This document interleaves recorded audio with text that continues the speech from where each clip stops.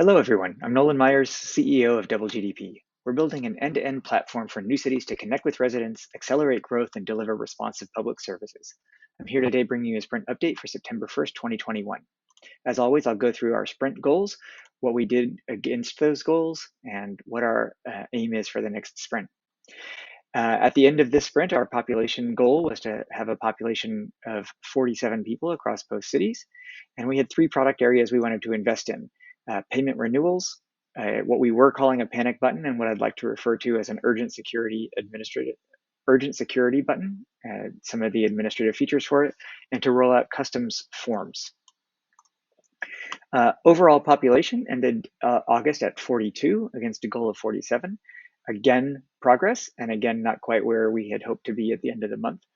We do have things planned for later in the year that should accelerate this, and so I'm hoping to come to you with news of being above that line shortly. On payments, a lot of good progress. We added an ability now to schedule when payments are expected, so defining a due date against payment plans. And this gives an administrator an ability to be able to tell whether people are on track for their payments or whether they're behind schedule. This comes with a report that allows the administrator to see quickly who's behind schedule.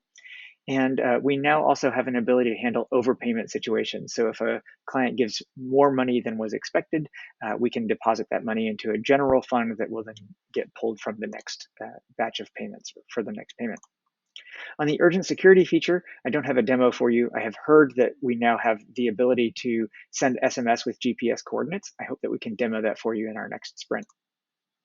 And on customs forms, we've now deployed that into its first live operating environment. And we have our first four entries of registering customs there. We've also added a checkbox capability so that we have a little bit more flexibility in the types of forms that we can support.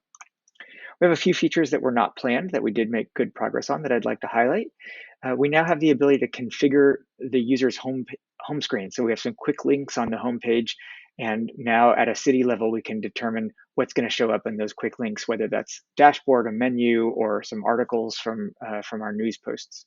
We have some configurable labels now, so the administrator can go in and choose what labels they might apply to various users that might be used for like a marketing context. So if you want to have groups of users that you want to be able to get in touch with all at once, you can assign a label and use that as a way of grouping them. And we also have the ability now at the gate access to be able to register guests. So people who are living in the city can tell the security team that they're expecting to receive somebody. This is a registered guest. They can go in and create that entry. And for contractors or people that are coming frequently, they're able to put a schedule of when they're expecting those people to arrive. On the next sprint, we want to end our the month of September with a population of 56.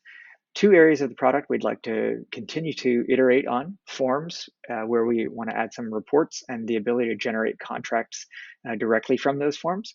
And on the payments plans, work on the renewal process. On the customer side, we're hoping to see the completion of 13 houses at Ciudad Morazan and 16 residents moving in. I don't know if all of that's going to be quite in the next sprint, but in the next two sprints for sure. And in Kwashi, we'll see 6 more prefabs be delivered and 1 more hacker in the next sprint, hopefully more to come in the remainder of September. That's it for today. Thank you very much for tuning in, and I look forward to seeing you again in a couple of weeks.